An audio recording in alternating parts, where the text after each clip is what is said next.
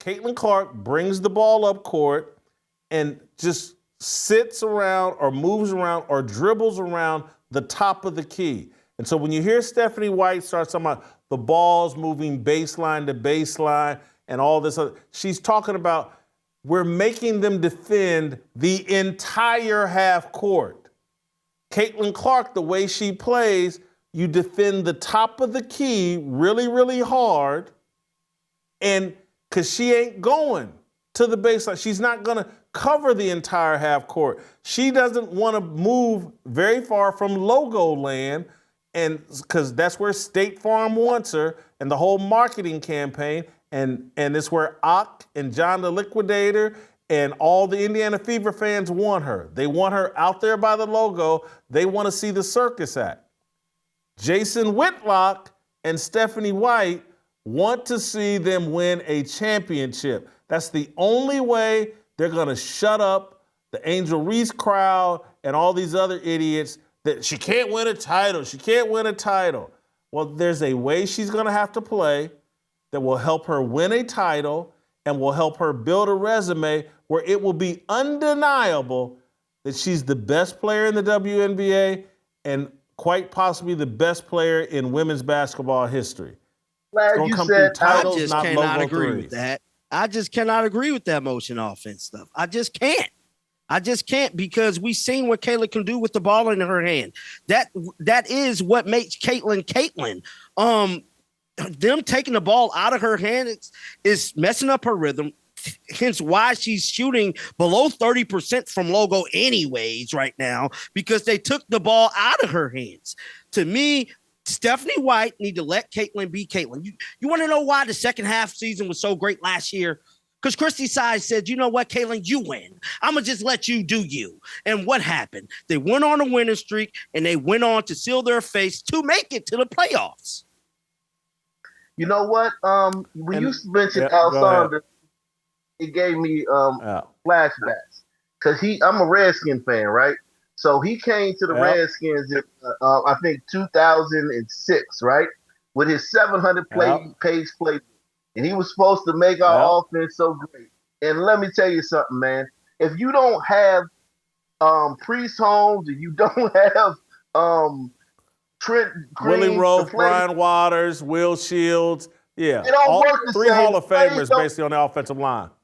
Exactly. The plays don't work the same. His 700-page playbook, he was also with the St. Louis Rams when they were the greatest show on turf.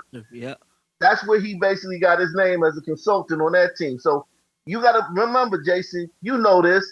There's X's and O's and there's Jims and Joes. Caitlin is a Jim and a Joe. Stephanie is preaching X's and O's.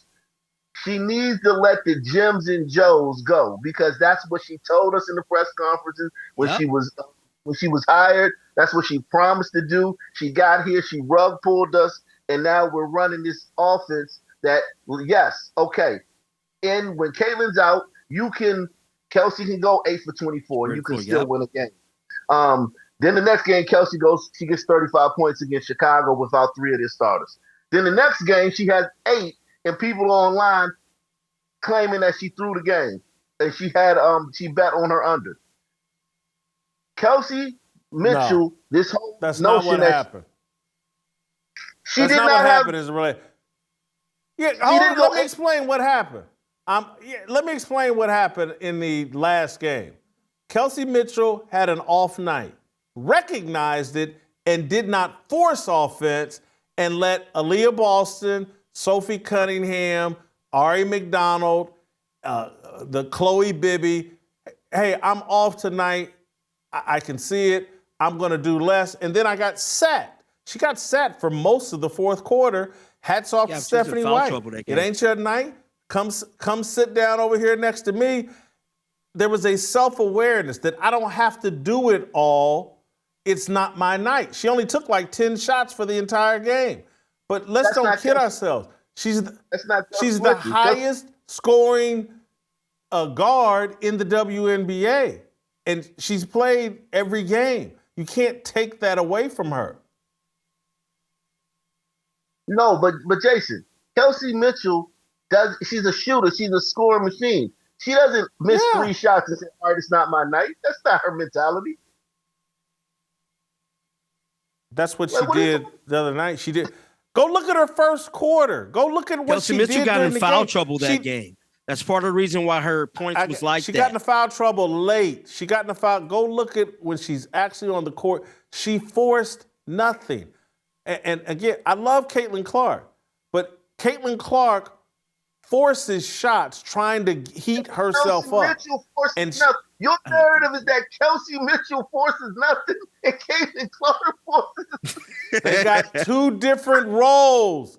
One job, I'm a scorer. And so there's a different standard for forcing a shot as a scorer. Hey, I'm here to get buckets. Then I'm a point guard and I control and initiate the offense. And so you can't, forcing shots looks different to each of them because they play different positions and have different roles on the team. Anytime my scorer, my shooting guard, and I'm pretty sure she took 10 shots the other night, that's self-awareness. That's self-aware. And that's all I'm asking for. And I don't blame Caitlin Clark for not having this self-awareness because if I spent grade school, junior high, high school, and college, it didn't matter where I shot from. It was always a better shot than any of the 4 other girls out on the court. So you're saying Caitlin Clark having lack of self-awareness leads to these turnovers, leads to these bad games? I just cannot agree with that because she has to have self-awareness to see the floor, to facilitate the floor. I'm saying her lack of self-awareness will cost them from advancing as far as they can from winning a title this year.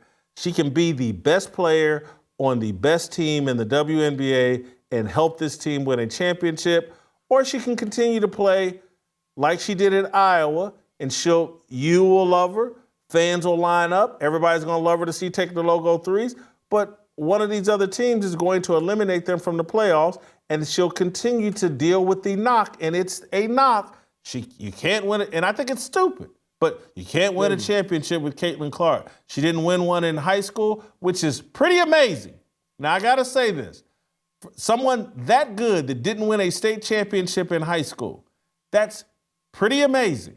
Because in high school, when you're that good and you're that much better than everybody, all you need is one. I've seen it a million times. I played high school football with Jeff George. We won the state championship twice. Now, Jason, when you have, yeah. Can I do this? Okay, so yeah. I'm not even gonna argue you about all the other things that you said. I just want to ask you this. Since now you're saying she needs to play off the ball, let's just say you get your way, right? I said 20% of the time. Go ahead. Okay. Go. Hey, 20% of the time. 20% of the time. Yeah. During those times, do you think when the players run for her, do you think that she should get a good screen or Olay screen, or do you think that when she comes off the screen, the player should look her off, or do you think she should get solid, eager screen set for her and the ball delivered to her so she can take a good shot? I think they should run their offense and let the ball find the good shots, and that will happen for Caitlin Clark. There's other players that can get a bucket. There's other players that can get a bucket on that team. So, So with Steph Curry, There's a girl named Kelsey Mitchell that's the leading scorer for all guards in the WNBA. She can't get a bucket? You named one person else that can get a bucket. Can you run some? Aliyah Boston can get a bucket. No, she can't. Aliyah Boston can't get no bucket. Aliyah Boston can get a bucket on her own? Let's stop this, man. Aliyah Boston can get a bucket on her own without Caitlin. Jason, stop this DI stuff. Aliyah Boston can get a bucket. Aliyah Boston is 60% from under the basket left. Aliyah Boston. You was cooking with Kelsey. He was cooking with Kelsey. Aliyah, now you going off deep end. Jason, Angel Reese is Angel Reese is better at layups than Aliyah Boston. Yes. Would you what? What did you? Angel Reese, the last month of the season is Can we better get at the butter box back? Do we have the butter box? This man, what did you just say? Angel Reese is a better offensive player? The last month of the WNBA season, Aliyah Boston is worse at layup. Bring back the butter box. Oh my! John, put the butter. John, do we have the butter box? This is insane. John, you know this. Season.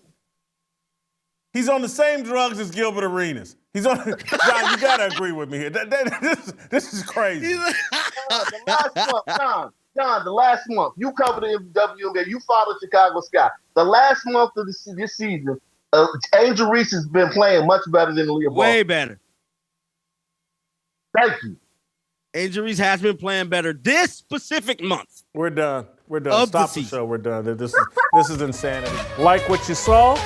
Hit that like button, subscribe, and check out the full episode by clicking the link below.